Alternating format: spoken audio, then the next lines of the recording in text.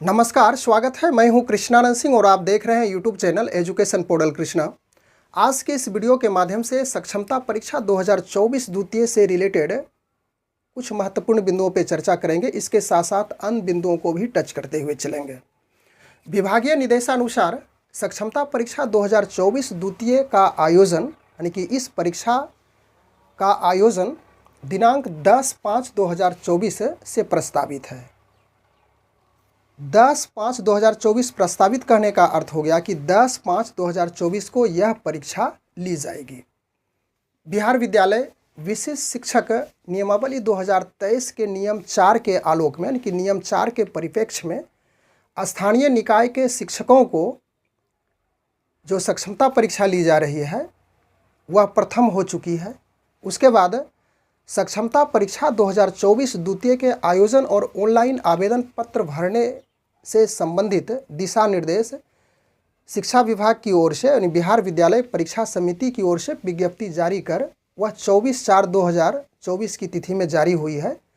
Online प्रक्रिया से form भरने की सारी डिटेल चर्चा, उसके साथ साथ परीक्षा शुल्क, परीक्षा अवधि, सिलेबस इत्यादि की चर्चा उस विज्ञप्ति में किया गया है। विशेष रूप से आप जानकारी लेना चाहते हो तो बिहार विद्यालय परीक्षा समिति की ओर से जो विज्ञप्ति जारी की गई है 24/4/2024 की तिथि में, उसका आप बारीकी से अवलोकन कर सकते हैं।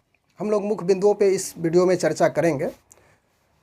26/4/2024 यानी कि दिनांक 26 अप्रैल 2024 से 4 मई 2024 तक परीक्षा के लिए जो ऑनलाइन आवेदन करने की तिथि निर्धारित की गई है। इसमें देखा जाए तो मात्र 9 ही दिन रखा गया है, 26/4/2024 से 4/5/2024 तक। आज यदि 30/4/2024 की बात करें तिथि की, तो मात्र अब यहाँ से 4 दिन ही आपका रेस्ट बचा हुआ है। परीक्षा शुल्क 1100 रुपये है और उसमें अनेक प्रकार के कंडीशन रखे गए हैं, आप उनका बारीकी से अध्ययन कीजिएगा। प्रथम सक्षमता परीक्षा 2024 का जो आयोजन किया गया था उसमें कुल मिलाकर के देखा जाए तो 2,21,255 शिक्षक अभ्यर्थियों ने भाग लिया था और लगभग 94% यानी कि 94% के लगभग अभ्यर्थी सफल भी हुए थे। उनका जो पहला जिला था उसे मिल भी गया है। उसके बाद अब की जो प्रक्रिया है काउंसलिंग की, अब बताया जा रहा है कि निर्वाचन जो यह लोकसभा आम निर्वाचन चल रहा है, इसकी सारी प्रक्रियाएं पूरी होने के बाद यह काउंसलिंग की प्रक्रिया पूरी होगी। उसके बाद उन शिक्षक अभ्यर्थियों को नए विद्यालय में आवंटन मिल जाएगा, यानी नए विद्यालय में योगदान करने का समय मिल जाएगा। तो प्रथम में लगभग 2,21,255 शिक्षक अभ्यर्थी भाग लिए थे। फॉर्म भरने से अब जो द्वितीय सक्षमता परीक्षा 2024 की विज्ञप्ति जारी हुई है, तो इसमें बहुत सारे अभ्यर्थियों की सोच है कि फॉर्म हम नहीं भरें। नियम में स्पष्ट है कि आप 3 बार परीक्षा में शामिल हो सकते हैं, लेकिन पुनः उसे बढ़ा करके 5 बार किया गया था। तो ऑनलाइन की जो प्रक्रिया है 3 बार ही संपन्न होगी, उसके बाद 2 बार ऑफलाइन की प्रक्रिया होगी। लेकिन इस 3 बार में भी फॉर्म भरने से इनकार करने वाले अभ्यर्थियों की संख्या अधिक है। तो उनका कारण यह है, उनका सोच यह है कि घर से विद्यालय की दूरी अधिक होगी। यदि नए प्रकार से विशिष्ट शिक्षक बनेंगे, राजकर्मी का दर्जा प्राप्त करेंगे, तो कुछ ना कुछ तब्दीलियां होगी उनके सर्विस पीरियड में, उनके वेतन संरचना में भी तब्दीलियां होगी, विद्यालय से दूरी भी बढ़ेगी।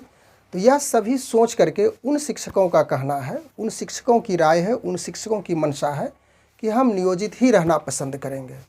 लेकिन हाल फिलहाल एक अपडेट जो कि वायरल हो रहा है, सचिवालय से कहा जा रहा है कि यह वायरल है, या तो किन्हीं लोगों के द्वारा यह वायरल किया जा रहा है, या तो अभी कहना मुमकिन नहीं है। सही है या गलत है वो तो आने वाले वक्त में ही बताएगा। लेकिन जो वायरल खबर है इस पर आप लोग ज़रूर मंथन कीजिएगा, आप लोग ज़रूर सोचिएगा कि वास्तविक रूप में क्या ऐसा हो सकता है, या तो फिर लोगों को बरगलाया जा रहा है।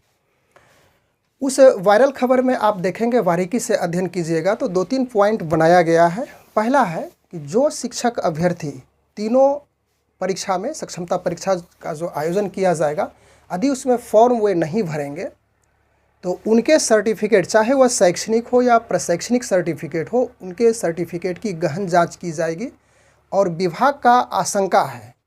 उस वायरल खबर में स्पष्ट रूप से लिखा गया है कि विभाग की आशंका है कि यह शिक्षक जो नहीं भरना चाह रहे हैं वह फर्जी हैं, अवैध हैं। तो यह कहाँ तक सही है, या तो उनकी सोच एक अलग है या तो वह सर्टिफिकेट के मामले में गलत हैं, तो यह तो आने वाले वक्त में ही बताया जाएगा।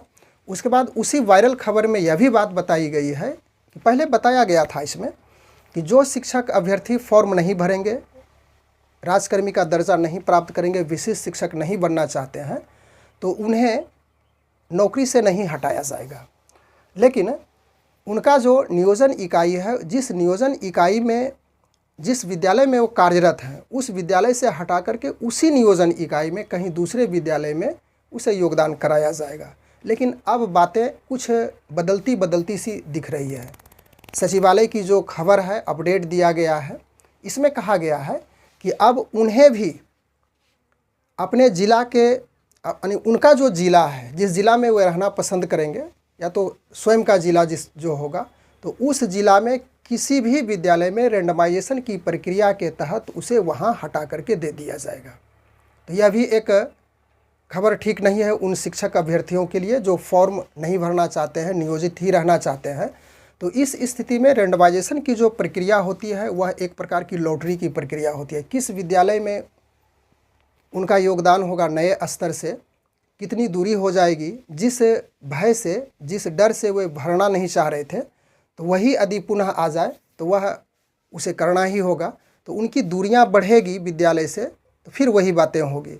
उसके बाद 1 to 5 के जितने भी विद्यालय हैं जहाँ पे प्रभारी प्रधानाध्यापक हैं या तो फुल्ली प्रधानाध्यापक है, तो उन्हें हटाने की बात कही जा रही है इस वायरल पत्र में। यानी कि यह जो सचिवालय का अपडेट आया है, इसे पत्र नहीं कहिए, जो भी कहिए आप अपने स्तर से देखिए, तो उसमें 1 to 5 के जितने भी विद्यालय हैं वहाँ पे जो भी प्रधानाध्यापक पहले से हैं उसे हटाया जाएगा और नए स्तर से नए प्रधानाध्यापक को डिप्यूट किया जाएगा।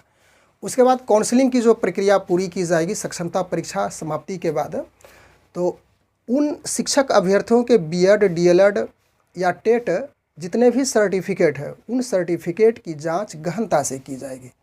यह जो पत्र है यह सही है या गलत है, आप कमेंट के माध्यम से आपकी अपनी सोच, आपकी अपनी राय क्या है, यह ज़रूर देंगे। और उस पत्र का आप बारीकी से अवलोकन करना चाहते हैं तो स्क्रीन पे यहाँ पे लगाया गया है, आप उसे देख भी सकते हैं। तो इस प्रकार से हम लोग इस वीडियो के माध्यम से इसी बात को समझने के लिए, इसी बात को क्लेरिफिकेशन करने के लिए आए थे कि जो वह सचिवालय से अपडेट निकल के आ रहा है वह सही है या गलत है। आपकी ज़रूर राय कमेंट के माध्यम से आनी चाहिए। बस आज के वीडियो में इतना ही। Thanks for watching. Good bye.